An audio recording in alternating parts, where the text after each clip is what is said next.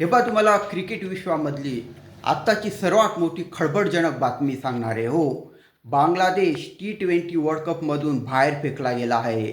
Bangladesh T20 world cup आता खेळणार नाही. ICCने कडक डिसिजन घेतलं आणि बांगलादेशला बाहेरचा रस्ता दाखवला. आता पूर्ण घटना ऐका काय झाली ते. बांगलादेशमध्ये हिंदू लोकांची हत्या होते आपल्याला तर माहिती आहे.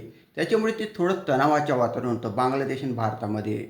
मग अशातच बांगलादेशच्या खेळाडूंनी सांगितलं आता 7 फेब्रुवारीपासून T20चा वर्ल्ड कप आहे श्रीलंका आणि भारतमध्ये.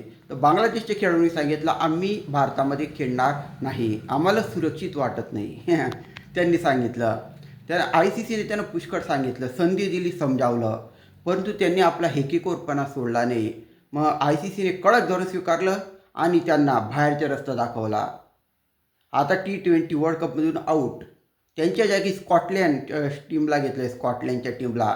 त्याच्यामुळे आता बांगलादेश T20 खेळू शकणार नाही आणि ICC अजून कडक पावलं उचलणार आहे बांगलादेशच्या बाबतीत. अजून कडक धोरण अवलंबणार आहे.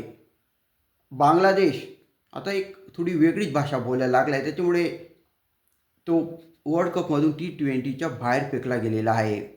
जास्तीत जास्त ही माहिती शेअर करा आणि सांगा लोकांना. सत्य परिस्थिती तुम्हाला आवडली असेल तर सबस्क्राईब करा. धन्यवाद.